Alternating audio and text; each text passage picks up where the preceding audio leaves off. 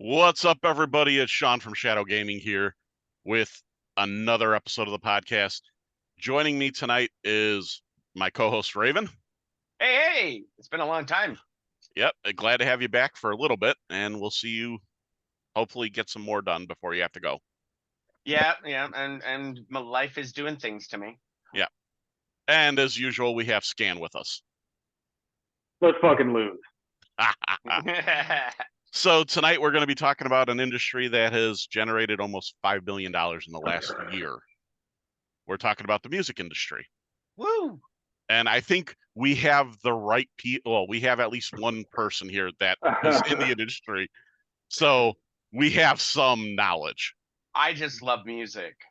So Amen. Amen. Big fan. I've listened to all walks of life for music. Music is something that can change your mood in an instant just hearing the right song.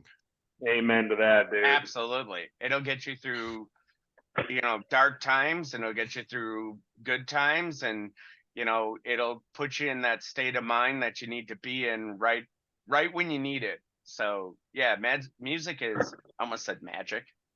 Yeah, It's therapy, but yes, it's magical, dude. Music is absolutely. And if you're on the right therapy. Yeah. And if you're on the right meds, it's magical. Yeah, we'll call them med. Yeah.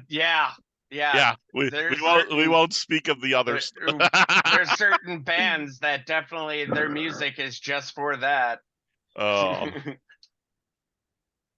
So where do you want to start, Shadow? What genre? What music? What Well, music in general, because honestly, for me growing up, my parents had me listening to 50s, 60s, 70s music.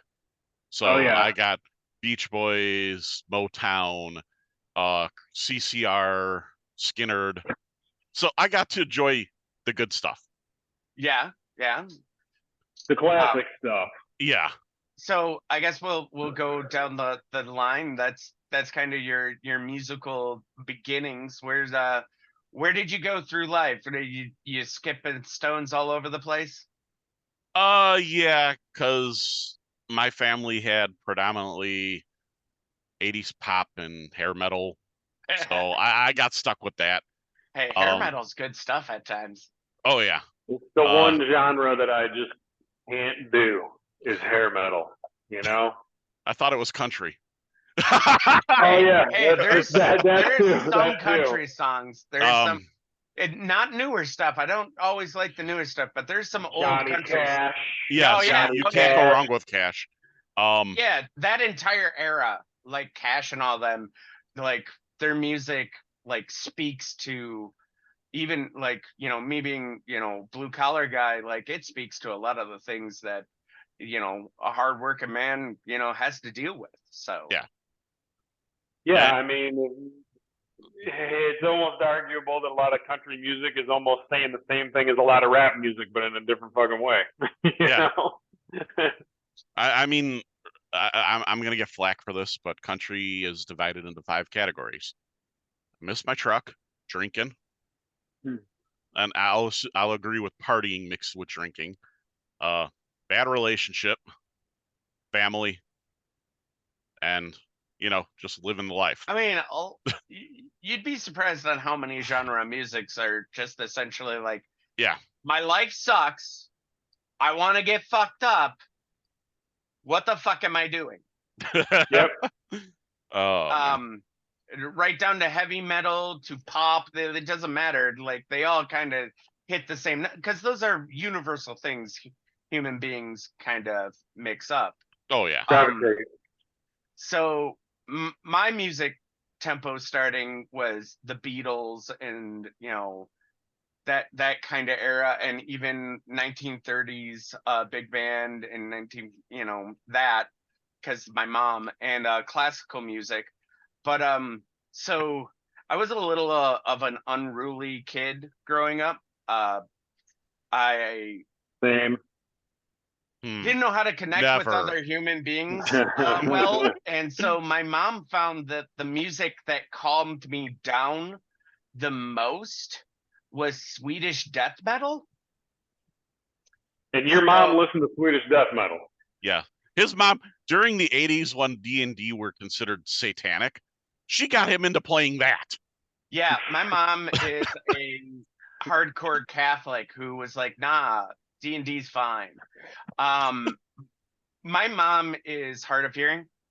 She has 90% of her hearing is gone.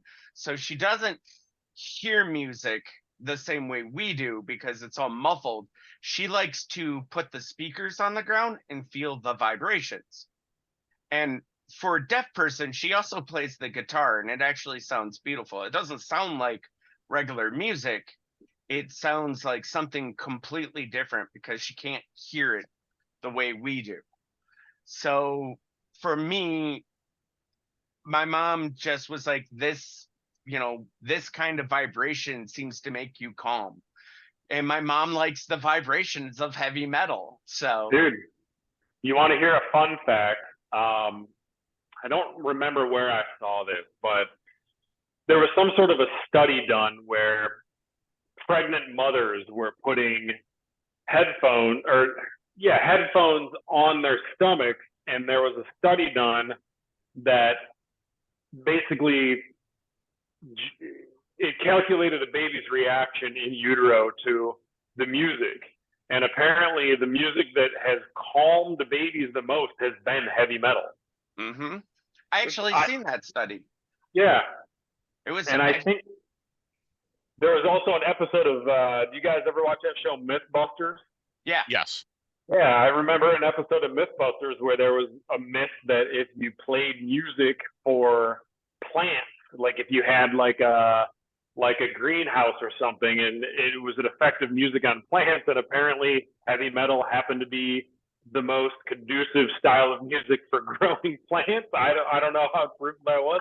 And I think it really comes down to what my mom said. I think it's the vibrations of like if you've ever just not listened and just felt the vibrations of music, like heavy metal has this like thump thump thump hum that just consistent, like those of us who have been to concerts and even in small venues where everyone's packed together and that sound system is just circling you, is so loud that you can't always discern anything, but you feel that vibration through your bones.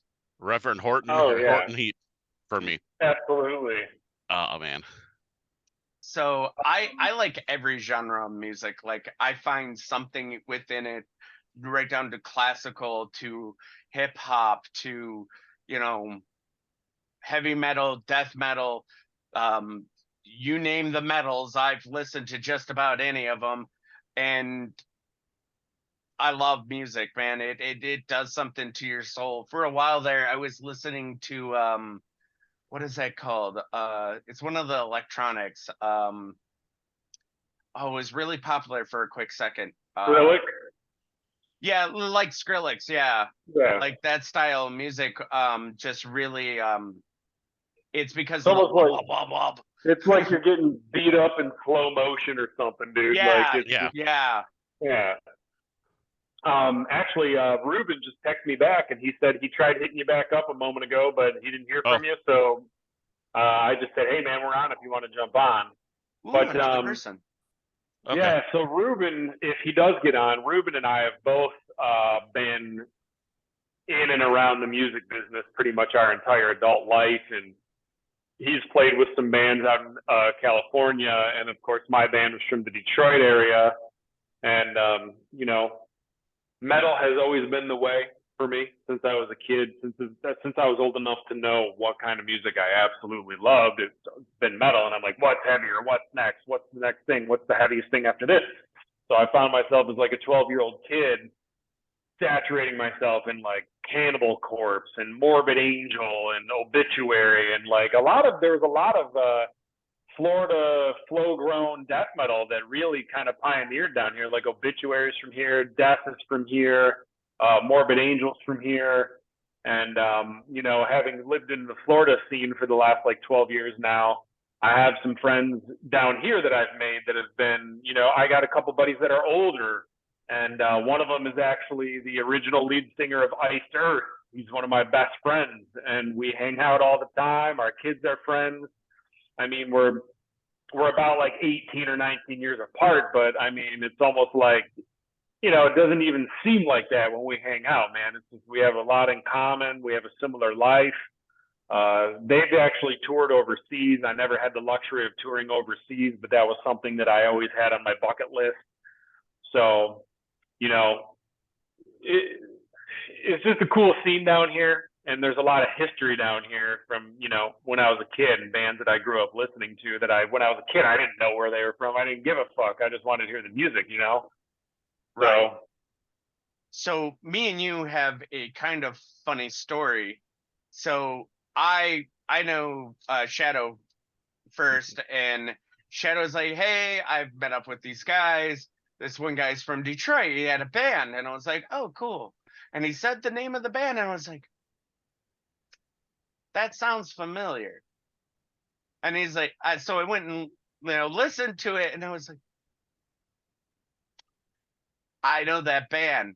And it was your band, like being a Detroit boy. yeah, of course, yeah. That's cool, man. Yeah, that was our stomping grounds. We played every venue in Detroit you can think of, probably multiple times over, most of them. So we I love that small world, man. We kind of circled in, near each other in orbit a little bit. You up on stage, me getting punched in the face usually.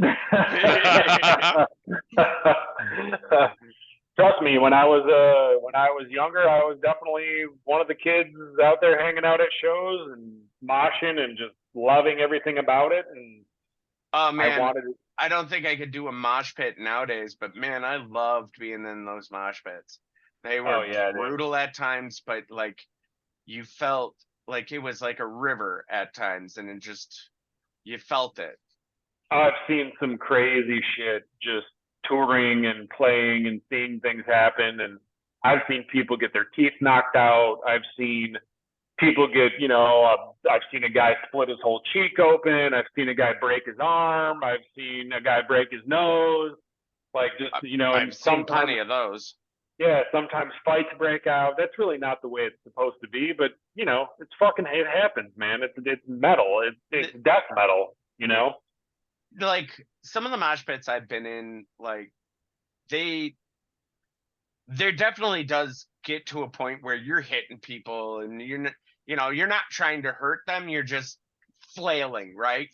Right. And there's been mosh pits where like almost the entire group, without thinking about it, just gets into some sort of rowdy sync together, and no one's getting hurt. We're just like literally smashing into each other, and it's just this. And then there's times where it becomes a brawl, stupid dangerous. Yeah. Oh and yeah. It's usually like one or two guys decide all they want to do is break skulls, and I've seen mosh pits turn against those guys so damn quick. Yeah, there used to be this, it was kind of like this unofficial, like, I don't know what you want to call it, clan of dudes that would show up at places. And I heard about them showing up at places in like New York and other big cities. And I think they called themselves the FSU crew, and it was called the Fuck Shit Up crew. And I think they heard of shit like that, yeah. Yeah, and I think they were kind of like a bunch of skinhead dudes, white t-shirt guys, and like they came there for fucking violence. But it just comes with the territory. I was never a big, I never really cared for the spin kicker kids and all that type of shit. That was never my style. But I can tell you that it's not necessarily the safest environment, even if you're performing. So like, I mean, I've been hurt playing shows. I remember on tour once we were in Oklahoma City, and we were playing some venue. It was a packed house. It was fun, man. We were on a tour with some other bands on our record label, and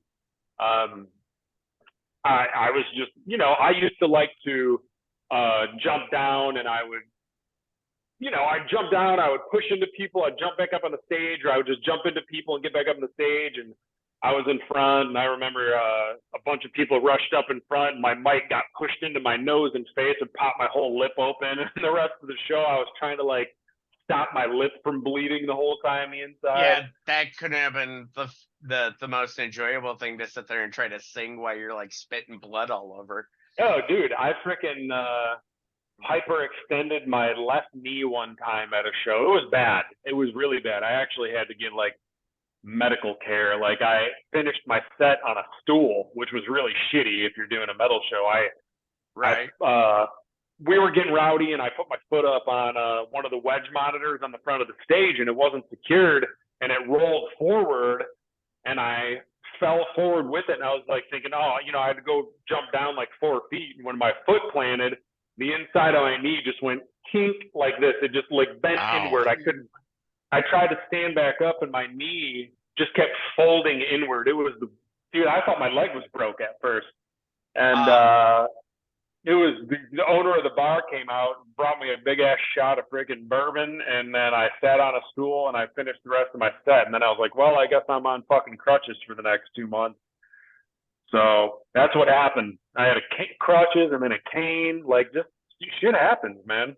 Oh yeah, I mean, I've been to shows where like I've seen people like throw bottles at the lead singer and like hit him right in the face because, you know, they wanted to.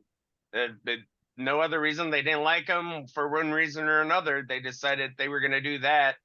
I've also seen lead singers literally plow into the crowd and just start walloping the hell out of someone in the crowd because they were, you know, doing shit like that, or even worse to other people. Yeah, there's like a code, you know what I mean? There's certain things that you just don't do, but sometimes it happens and you just got to try and mitigate the situation, dude. I mean, if it results in violence, it results in violence, but you know, that's never what it's intended to be.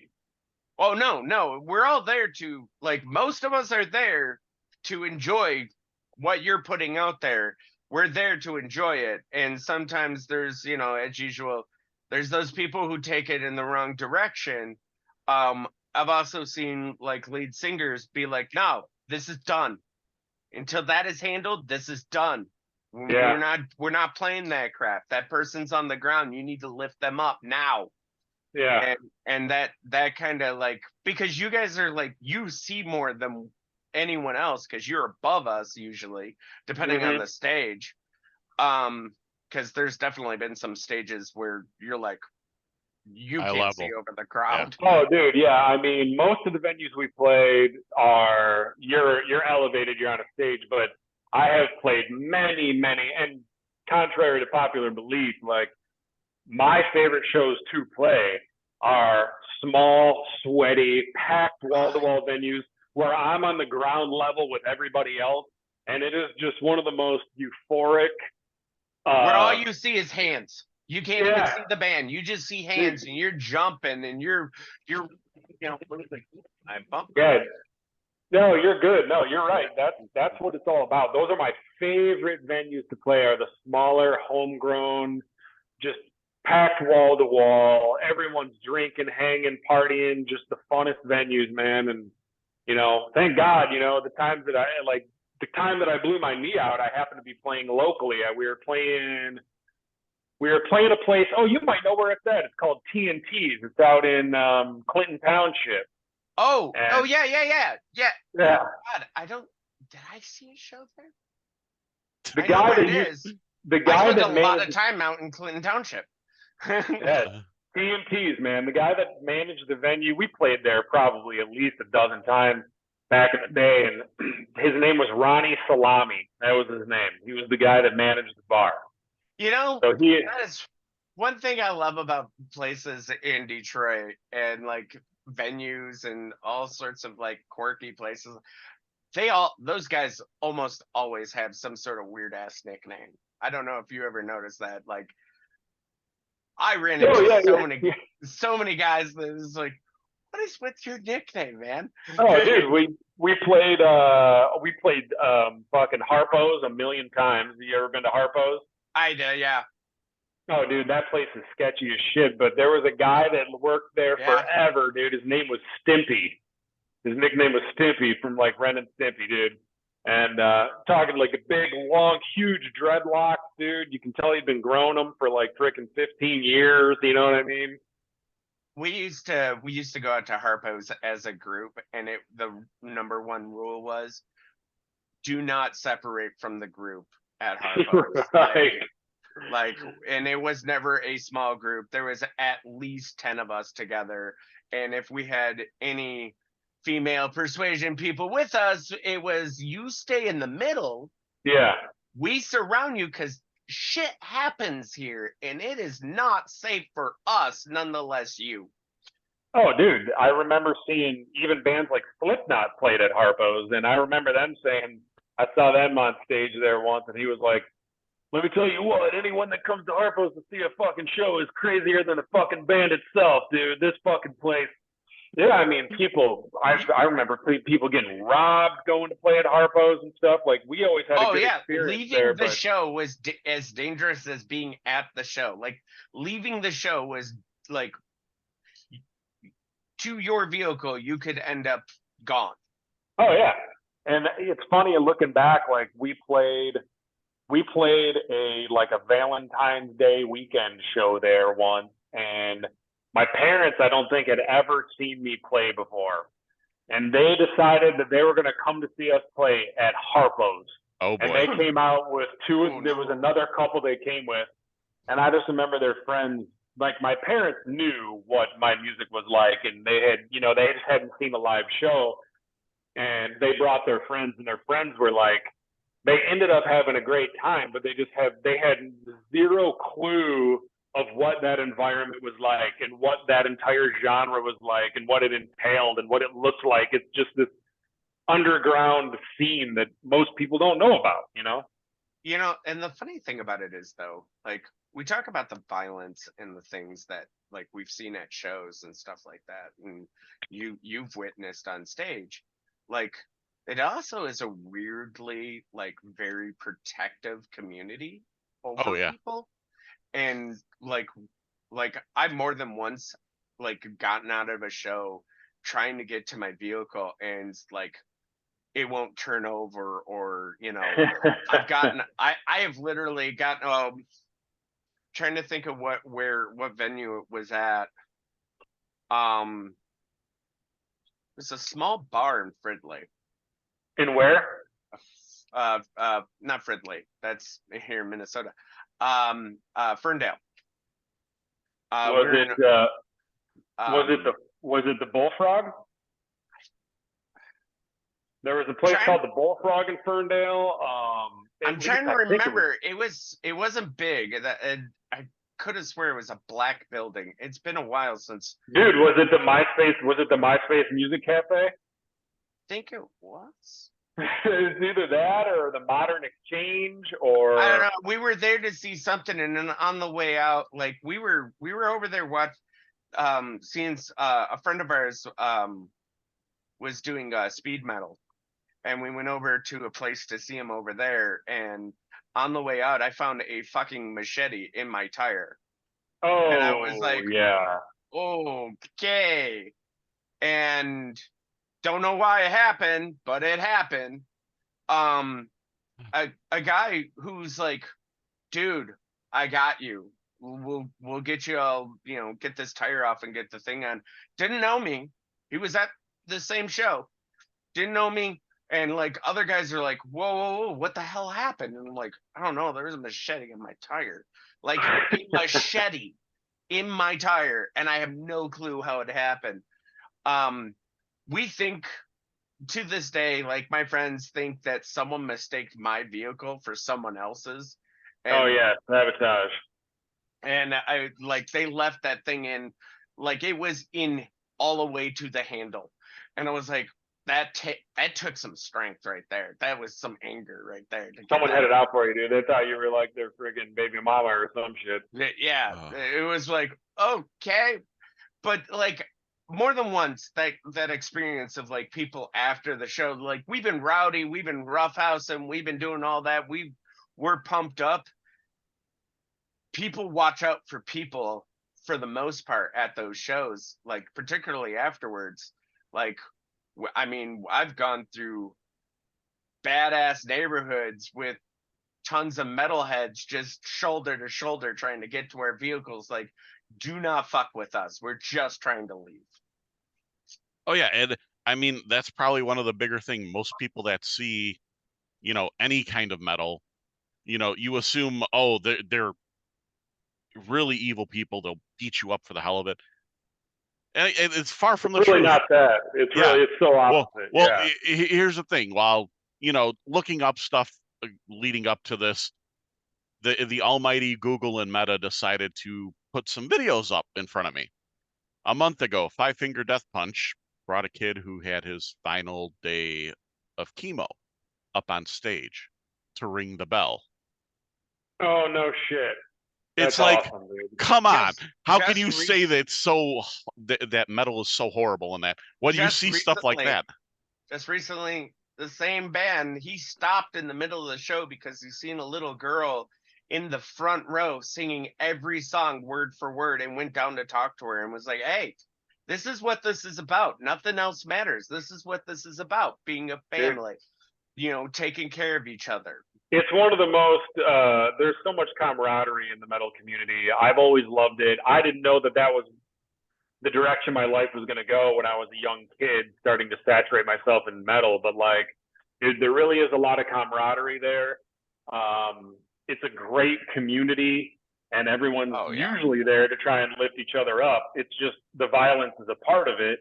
But I mean, I coveted those times when people would come to the shows and it was really just a feeling that I can't describe to you when Raw emotion. you're in another place, you're in another state, you don't know anyone, you're there to play a show, you're on a tour, and when people are just mashed up against the front of the stage and they're singing every word, when you can throw your mic down and like I would let people sing and like they knew all the lyrics, it was like it was crazy to me that you're like, oh my God, I just can't believe people care about this. And it's one of the greatest feelings I could ever describe. You know what I mean? It's almost like, it's like you wrote a book and people want to fucking read it. You know what I mean? When I talk about metal, like, talking about different genres of music and that, like, you talk about classical music and it's melody and it's this, and like for me it doesn't bring this, it's more about like critical thinking. In country music, like the older stuff that we were talking Johnny Cash and that, like it feels more like a story, more like, hey, this is that. But metal, man, in all its forms, is like raw, unadulterated emotion, stuff that is all built up and built in that you don't know how to express, and the person on stage is literally giving you this outlet to go, scream, yell, punch, get it out. Yeah, the people in your life treat you like shit. Right here is where you can scream, I fucking hate it. You don't know how to do it in your everyday life, but this music right here will let you do that. Oh, you're having a bad day because you don't know how to do it? I deal with the inability to, deal with things like every other human being because I have autism. And I work really hard to be more a part of the world as a sure. But for me, not being able to express like how everyone else does and feel the same way, sometimes it's frustrating. And metal is like one of the few genres that like I feel more akin to, because it allows me to just be like, dude, metal says you're accepted here.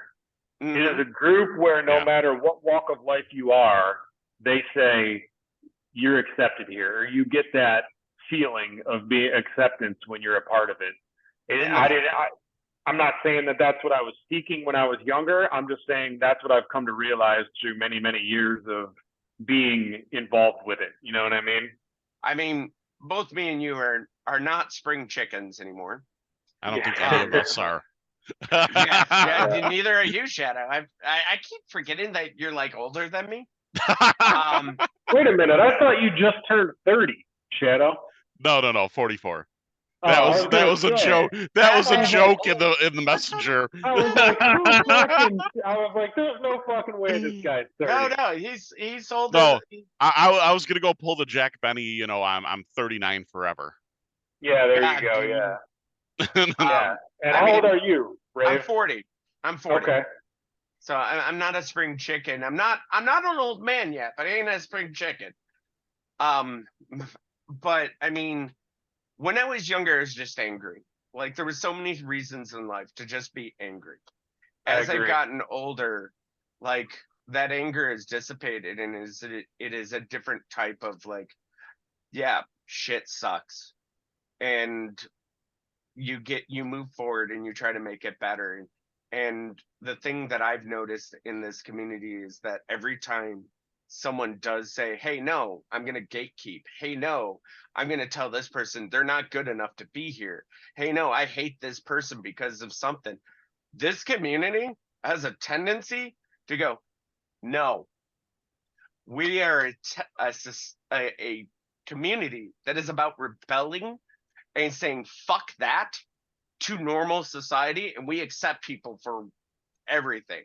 We don't give a shit. It's one of the most accepting communities there is out there. I find that a lot of people back in the day really found a culture that they could identify with because that community is so accepting to all walks of life. You know what I mean? I mean, that's why back in the day when you were in school, you would see, we used to call them the freaks, but really it was the goth. You know what I mean? And like they found a group that they could identify with where they weren't judged and they just could be who they wanted to be.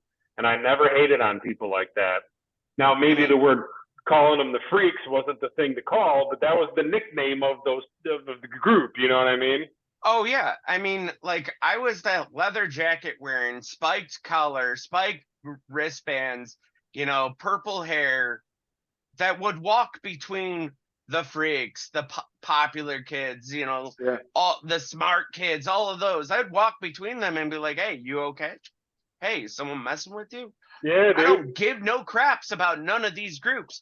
I will throw down if someone is hurting someone else. I don't give a crap. And that was one thing that I loved about that whole community, is a sense of no one is going to get away with bullying in front of us. Yeah. Yeah. No, And, yeah, and really. the funny thing is, like, that's a community that, like, kind of gets its looks and spreads from, like, greasers and that, which in Hollywood is depicted as the bullies. But Sure. I Yeah. never knew metal kids as the bullies. Metal kids were the kids who are like, no, not in front of me, motherfucker. Yeah. No, you're part of us. You know what I mean? And like, it's crazy because I was in high school. I was one of the types of dude. I was just friends with everybody. I had super close jock friends. I dated cheerleaders. You know what I mean? I hung out with the freaking freaks and metal kids, and like I dated my just wife. kind of. What's that? I dated my wife. Hey man, there you go. You got to Long know the time finish with this line. woman. Yeah, I'm with you, man. Yeah, dude. It was cool to be able to kind of find myself as an older teenager and a young 20 something where I was like, this is something that I really want to do, and kind of went through few different bands until we ended up forming As They Sleep in 2003. And now it's literally been 20 years since we formed, which is fucking crazy to me. And I know we've been on hiatus a long time. We've probably been on hiatus a good 8-9 years now, but we are working on a third album, which I have mentioned before, and I don't know if we'll tour on it, but we will have full label support. It will be everywhere. Yeah. We got like Shadow. You don't tell me things. You don't tell me things. Over the last 2 weeks, we've spoken 3 times, and you know how great my memory is.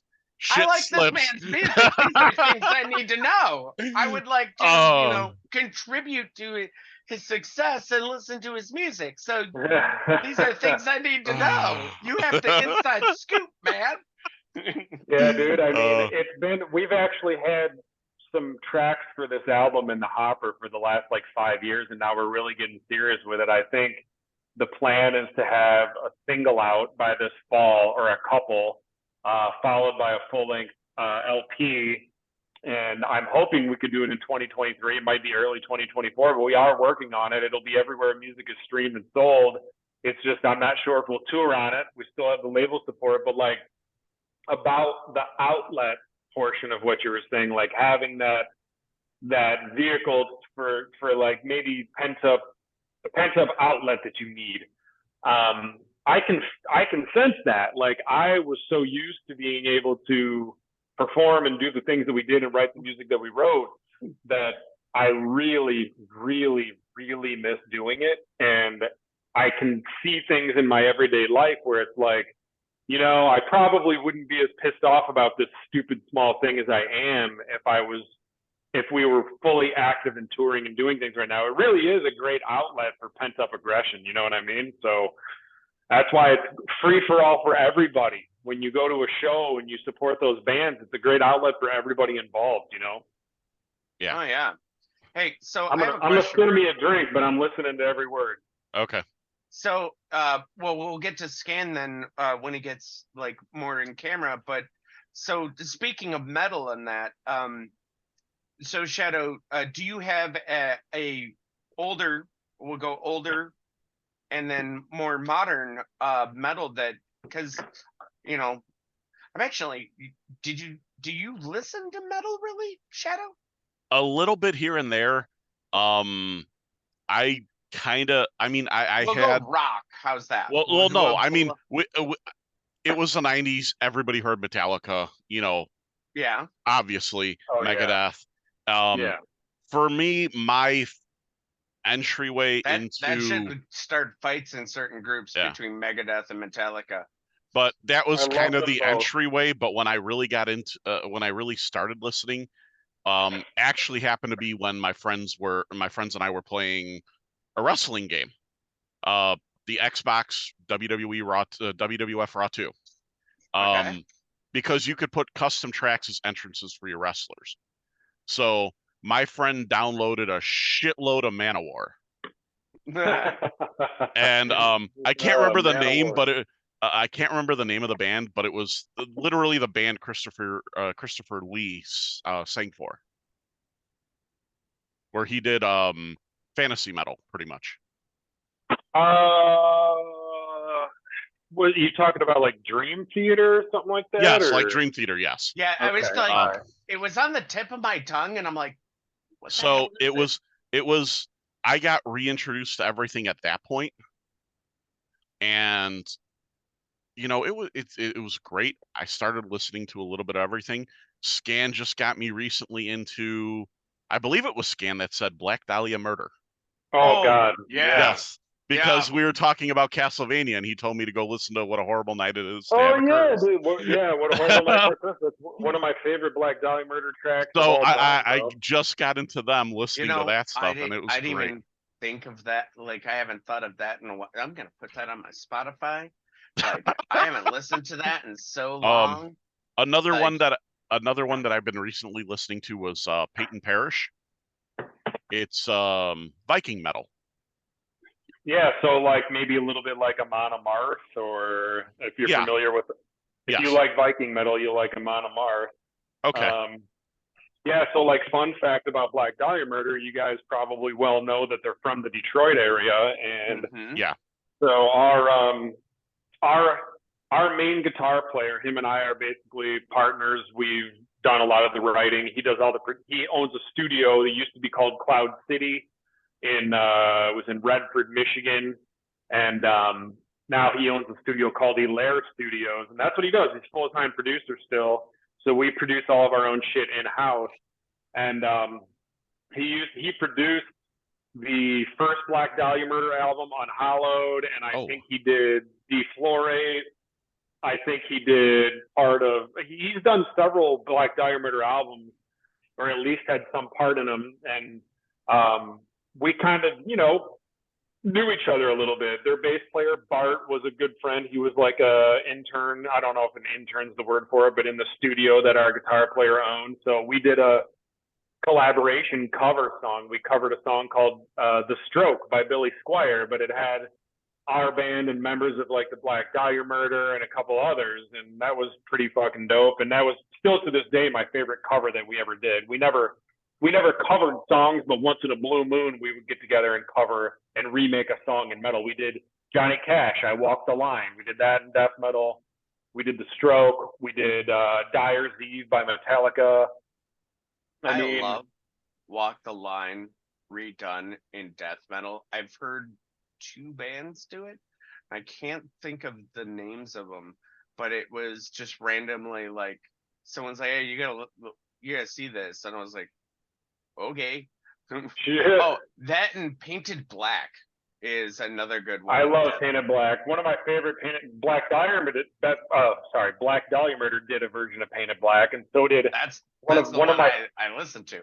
one of my favorite bands is called the Agony Scene, and they also did Painted Black. You know what? I'm gonna send this over to you, Shadow. Okay. I don't think we have it anywhere online, but I know I have a digital version of it in my phone. Our cover of "I Walk the Line" by Johnny Cash. I'll send it over to you right now if you'd like it. Oh, definitely. Let me see if I can find that real quick. There's some really good Johnny Cash songs that I've looked for in metal versions that are just, amazing songs that like I've always thought would be unstoppable as a metal song. Yeah. Oh yeah. I'm now looking them up because I can't think straight. It's okay. So Skin, proposing the question to you, a older metal band and a newer metal band that you enjoy and you think is worth listening to. Older and newer? Yeah, one of each. Okay, that's a great question. So when I grew up, I lived and died by Metallica. That was my gateway band, and I'm not going to suggest anyone listen to Metallica. Everyone knows who they are. Yeah. But that was what their first albums, Kill 'Em All, Ride the Lightning, and all that is what really was my gateway into it. A good old band. Oh shit. You really got me on this one, man, because there's so many things going through my head. I just don't know what would be a good older band.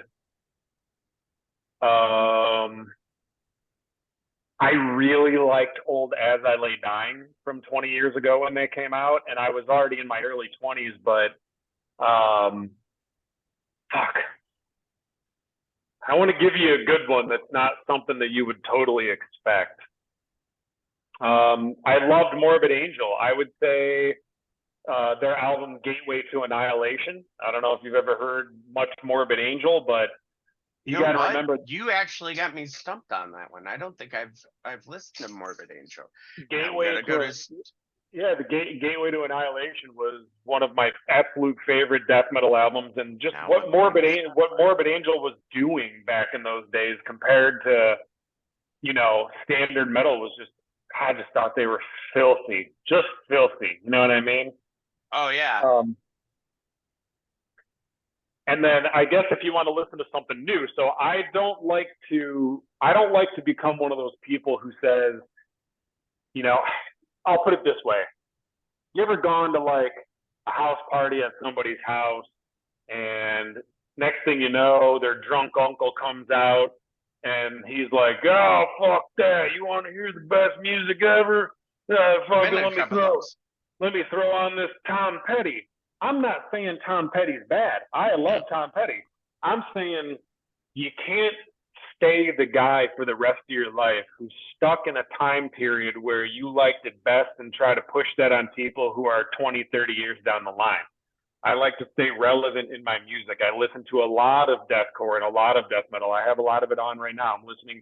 I actually just heard What a Horrible Night for a Curse after we talked to it. It was on my playlist. But I think as far as modern death metal and deathcore bands go, I really like Infant Annihilator. If you really want to have your mind blown, just the technicality and the writing and just the overall composition listen to a song called Three Bastards by Infant Annihilator, and it will fucking just literally melt your mind, dude. I personally absolutely love it. It's not for everybody. The lyrics are probably the most insane type of lyrics. I don't know if you've listened to much Infant Annihilator, but if you do, you go there for the lyrics and the freaking gore, but the writing and the composition is, I fucking love them, dude. I think they're second to none right now. You know, the best part of sitting here talking about this stuff, I've got Spotify up on the side, just sitting here adding all these artists. Literally what I do now is I just went in there and looked it up so I could add it to it. Because sometimes someone else knows something you don't. Oh yeah. Like in just a general metal, I always was very like, I really loved like Ministry and like Pantera and stuff like that. So I really liked Pantera back when I was young. Loved them. Yeah, loved them. And by the way, the album I got into on Metallica, like at the time people were pissed about its existence, and that was Fuel. Okay, all right, yeah. Someone introduced me to Metallica, and I was like, okay. And I hadn't been introduced to them because back in the day, for those of you who don't know how this worked, is like you either heard it on the radio or someone was like, hey, listen to this CD, or hey, listen to this record, or hey, listen to this tape. So like if you hadn't been exposed to it, you weren't exposed to it. So that was my first exposure, and I'm like, I really like this band. I want to know more. And I went, and funny enough, I went to the public library and got their entire selection of music from the public library. The public library. Fuel. They had Nirvana there too. You never know. Yeah, it's a thing. You can still do that. You can, like, the public library down the street from our house, we can rent video games from it. Yep. And board games. It's crazy to see the type of music that you find in places. And I don't, I only know a lot about my experiences, and we're having this conversation about music and shit, but like, I don't like to over talk about like things that my band has done or that we've done. But like, it was crazy when I moved to Florida. I moved here about 11 and a half years ago, almost 12 years ago. And we had already had our albums out for a couple years. And I went to a random store down here in like Citrus Park, Florida. And I go in there, and they had our Dynasty album, like just meshed in with all the CDs with the freaking, with the names of the bands. And I was like, oh shit, there's that thing. Let's see what they got. They totally had it. I was like, this is crazy, the gems that you find in random places like public library. Who would think you go there to freaking buy music, Wouldn't have thought that in 100 years, except my mom pushes for you to go to public libraries.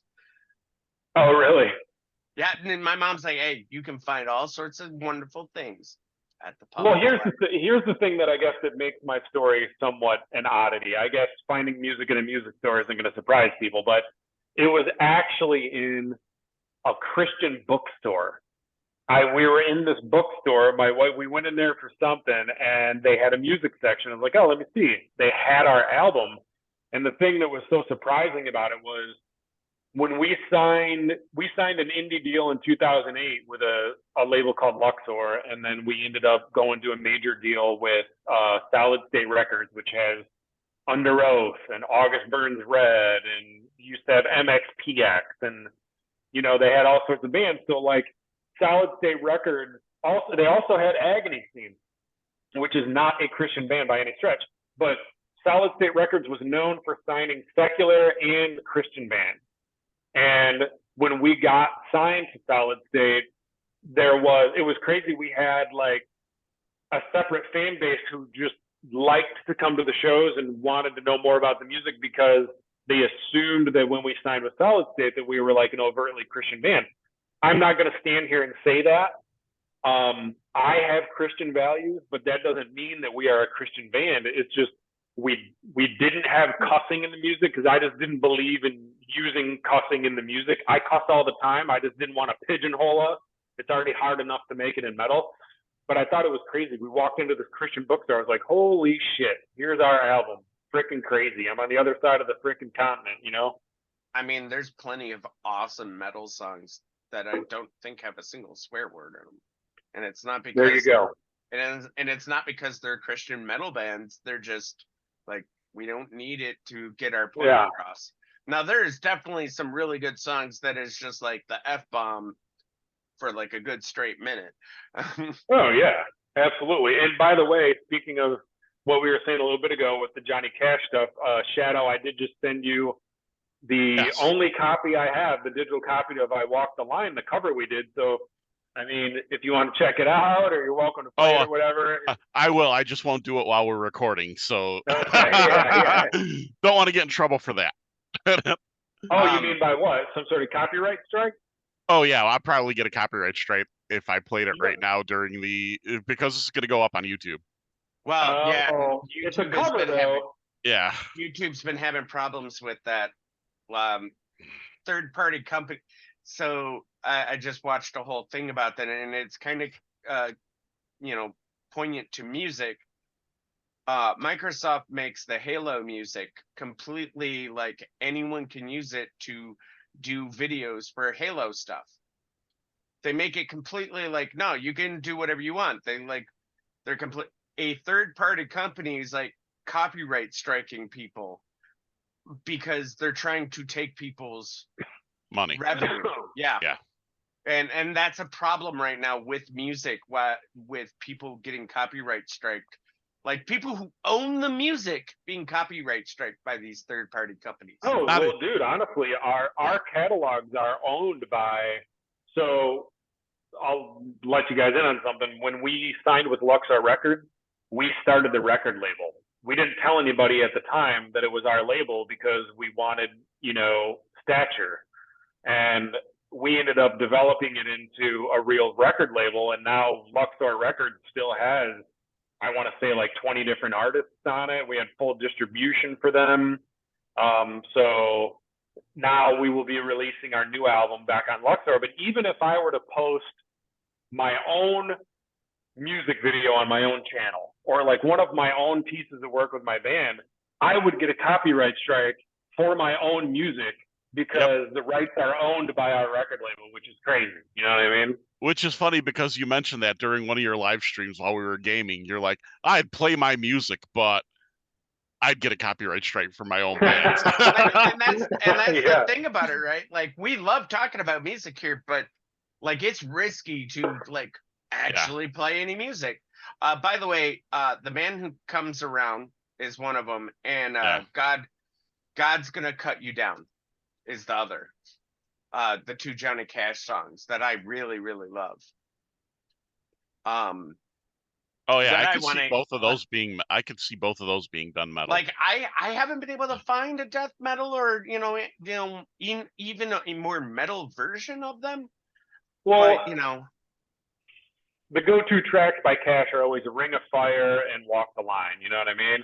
Yeah. I actually do melodic singing on the track that we did for "I Walk the Line." The very beginning of it. There's very few songs where I do any melodic singing. I'm just a big fan of no clean tone singing, but there are some tracks that we have where I do some real singing, but it's maybe light in the chorus here and there. I prefer straight death metal, straight deathcore, whatever you want to call it, extreme metal, but sprinkling little elements of that in music here and there is fine by me. I don't know if I'll have any clean tone on any of the new music. Dynasty, our last album, didn't have any of that. It was all death metal.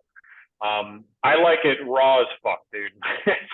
That's just how I am, Some of the greatest like things I've listened to, especially like at really poignant times, like they're raw, like you can tell that singer's throat is going to be useless tomorrow because of how much growling and screaming he's been doing the whole night. Yeah, what's crazy is when we were touring a lot, that was always a question that people asked me about, and other metal vocalists know full well that you essentially, in lack of a better term, you callous your throat. You sing from your stomach, your gutturals and stuff are, there's a lot of throat techniques and stuff. But in the early days when I was learning how to do it, yeah, I'd wake up with like a sore throat and stuff. But fast forward to touring, we would go on tour for a fucking month and you play every single night. It's not like when Aerosmith goes on tour and they play once every like couple of nights and they're in a big fancy tour. We played every night, and my throat before and after a show was exactly the same. You get so involved in your craft and you hone in your vocals. And if you know how to do what you're doing the right way, you don't have to worry about that. But there are people who have severely damaged their vocal cords and all sorts of shit. Well, and it's also, it's the human body, right? So it's a muscle that you tone, you train, you get it into a certain shape that you need it to be working in by repetitive motion, by repetitive, beating on it. Yeah, no, for sure. So I mean, like muscle memory. Yeah, I mean the things that I did, like hockey and boxing and sword fighting and that, like, it just made me think of those. Like you wouldn't know that now. I'm a big fat boy now.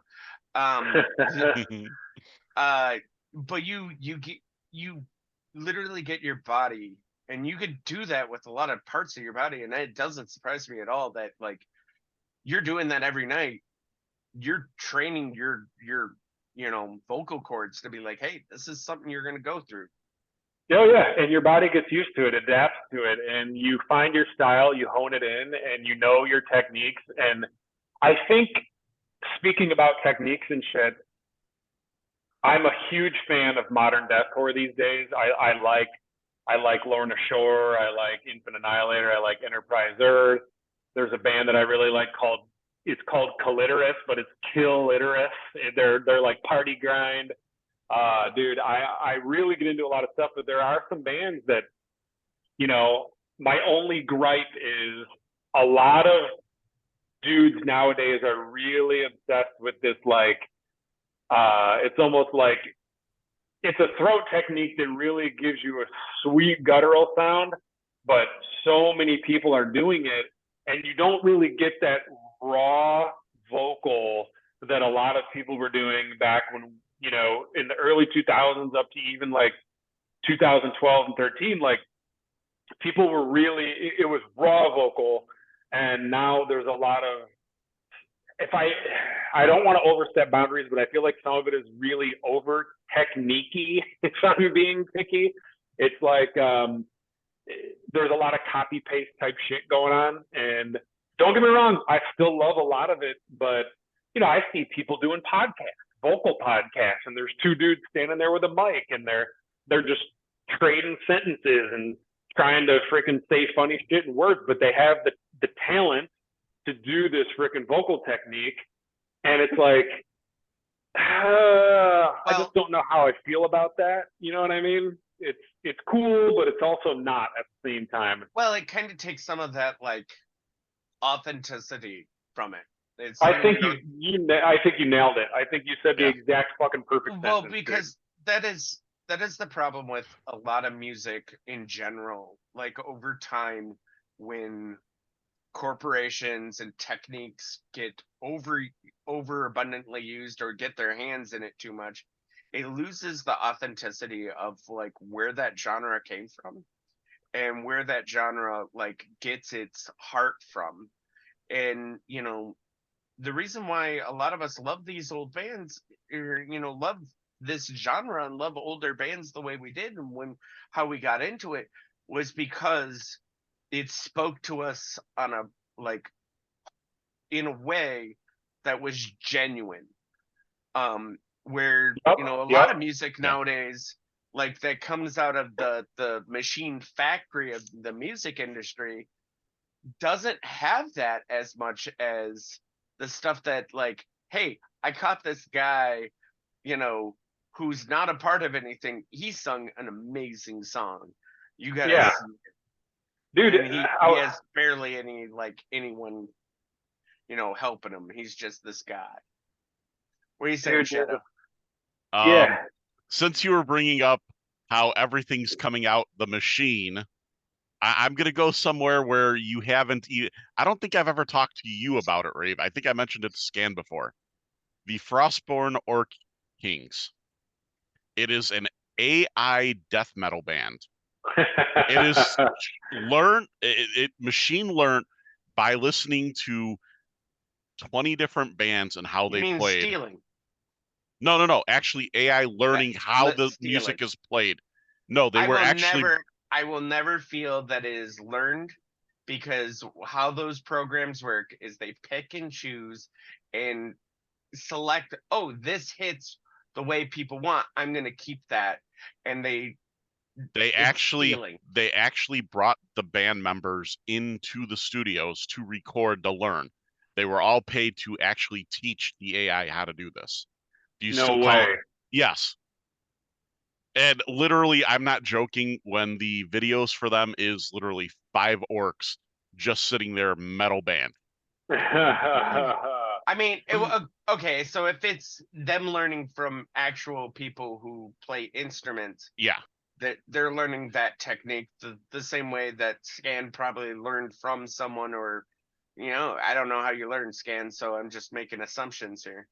You could have been one of those. Driving in my car, listening to my favorite band, and essentially just belting it out the only way I knew how, sore throat after sore throat, until I honed in my craft and became this my style. That's how I did it. That's how I did it.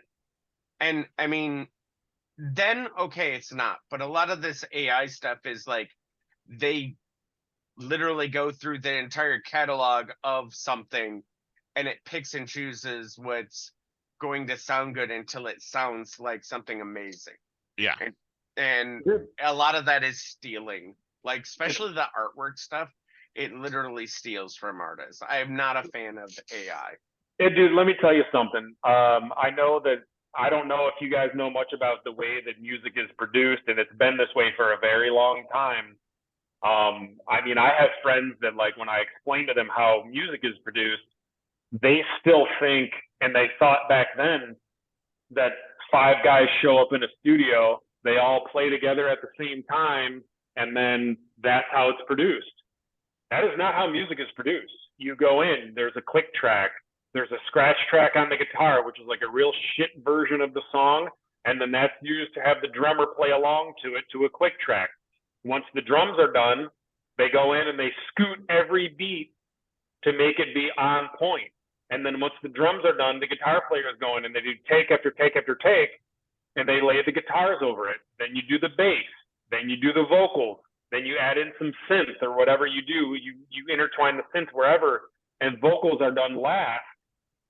The only thing that hasn't been able to be done since I've been doing music is the human vocal, until recently, which is now AI. So now people can produce music without a fucking band at all.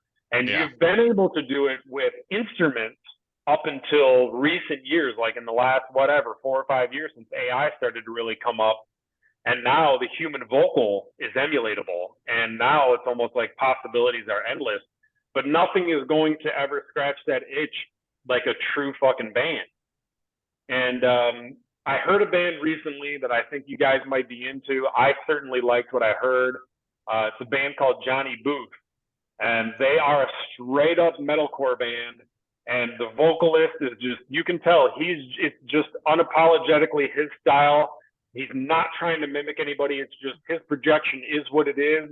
It's just really good, raw fucking metal. Johnny Booth, I was honestly pretty impressed with the band. I like them a lot.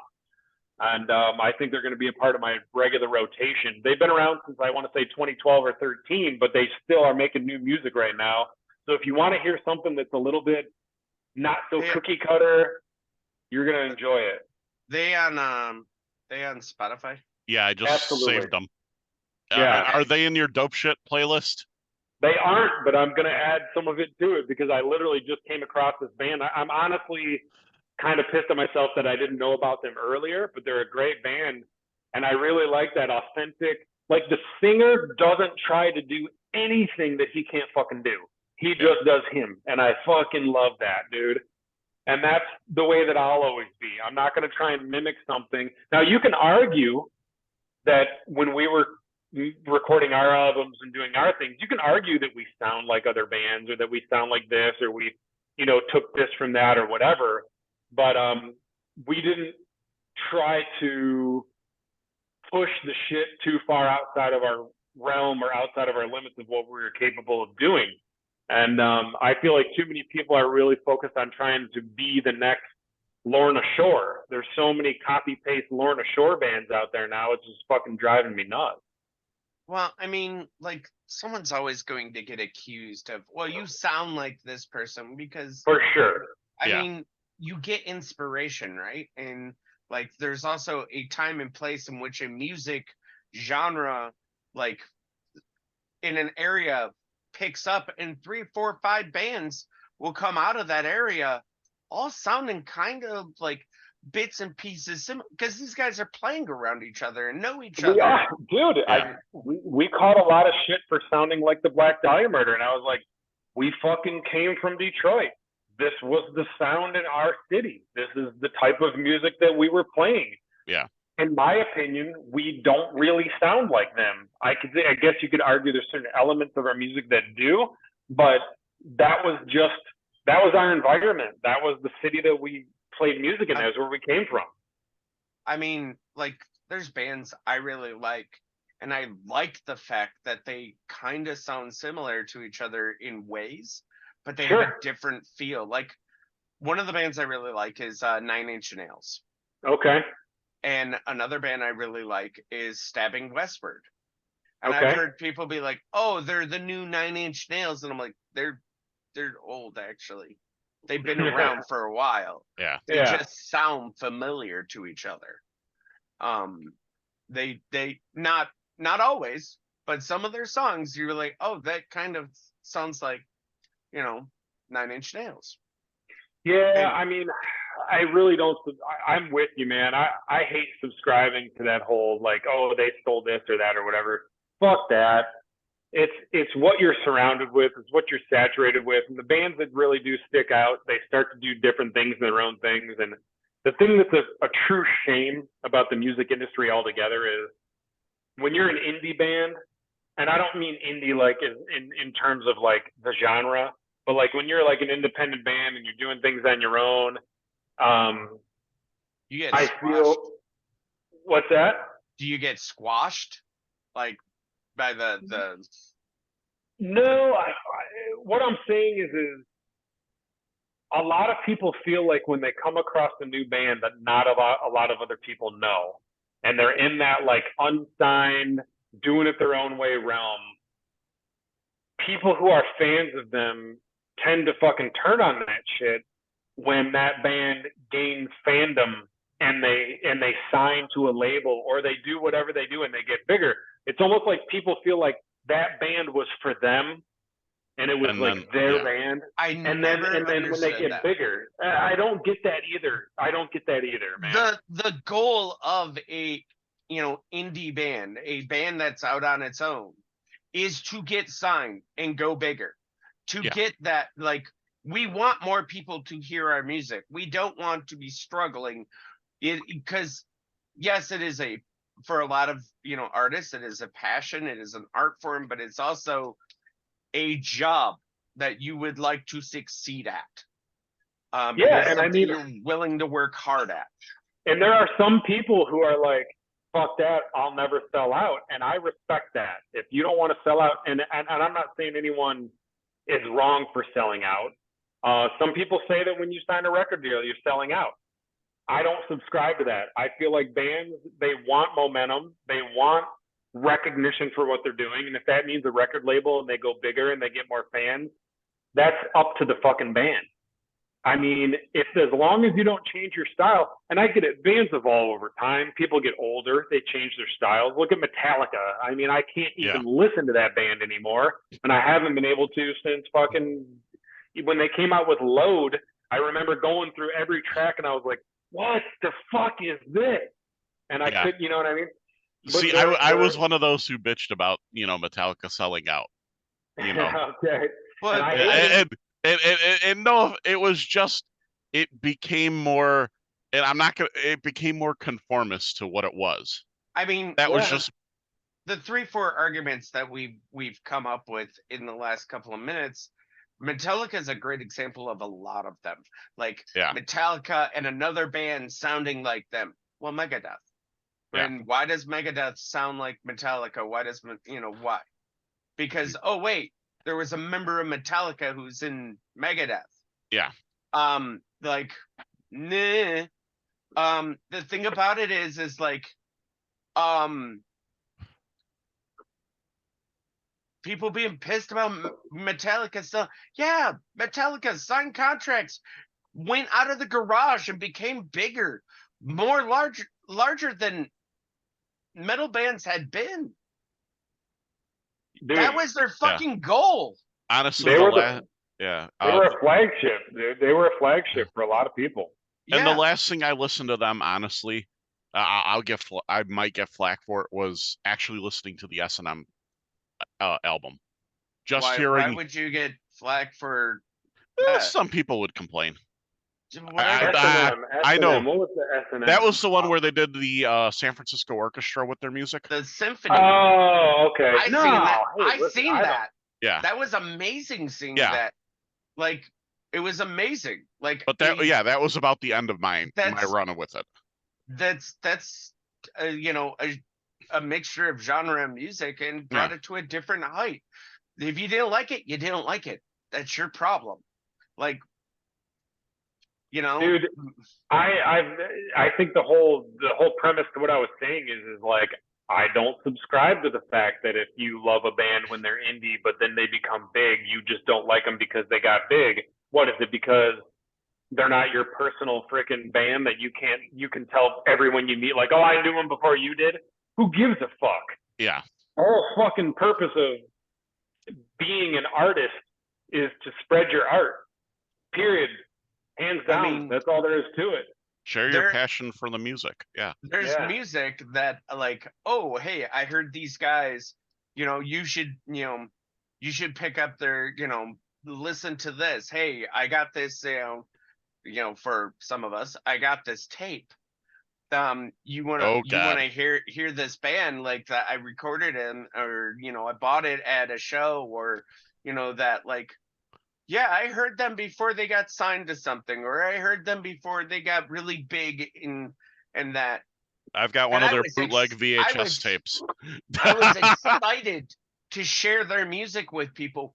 Why would I want to keep them from succeeding to share their music around? Because I never understood that either, Scan. Like, I don't get it, and I never will. If you love their music, then let their music be shared. Let their music, don't yell at them. Like, yes, there is times I've seen bands, like, they get signed and everything that made them what they are went out the window when corporate said, here, do this. Yeah. And it's sad because, like, usually when that happens, those bands don't make it too farther after that because they're unhappy. They don't want to be doing that. If I decide that I want to stop listening to a band because I don't like the way their sound is as they evolve, that's up to me.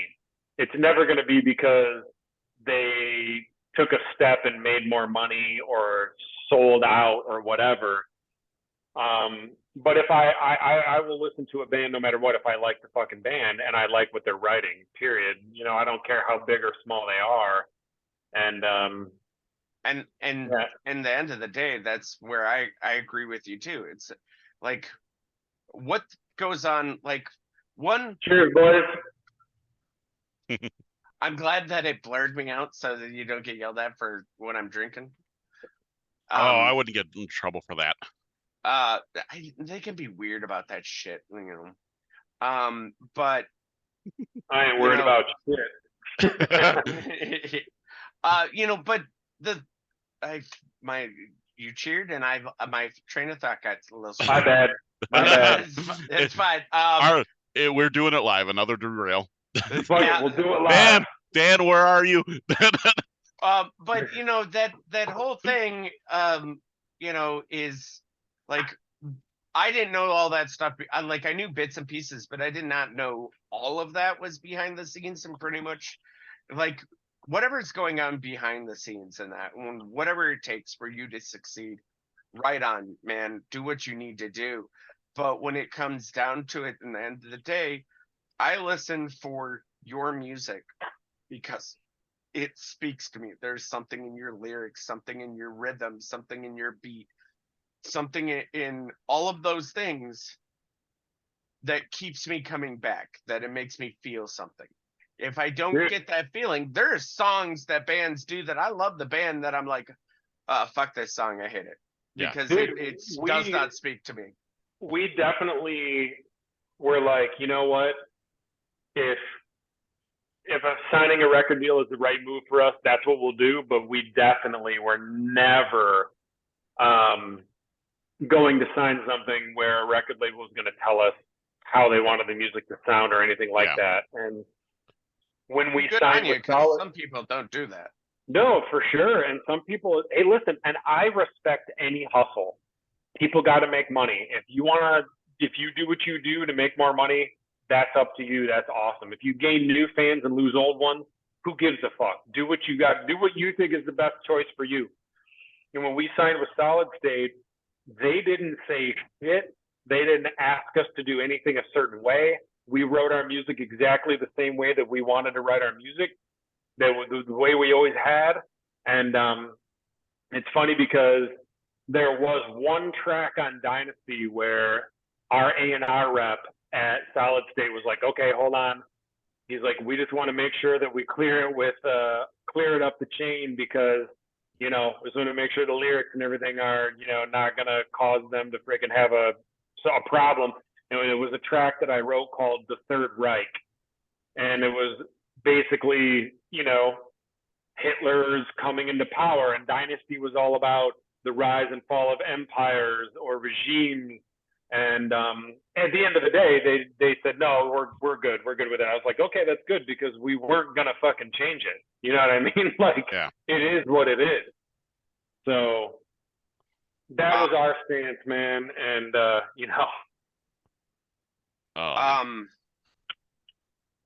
shit, my brain. While you were saying all that, you're like, hey, I respect people's hustle, and I was like, yeah, well, we're Detroit boys. We know all about hustle. Like, I don't know a single guy who's running around Detroit who wasn't like, hey, the hustle's real, man. You gotta make that paper. And I'm not gonna ever claim that I was like a Detroit born. Man, sorry, I've been having a couple shots of Jaeger, man. That's okay. I'm getting into it. I'm not a Detroit-born kid. I grew up in Oakland County. My parents, I love them. They gave us an awesome life, and I had a great childhood. I didn't grow up in Detroit, but when I got into music, we went to where the music was. Detroit was about 40 minutes away from where I lived.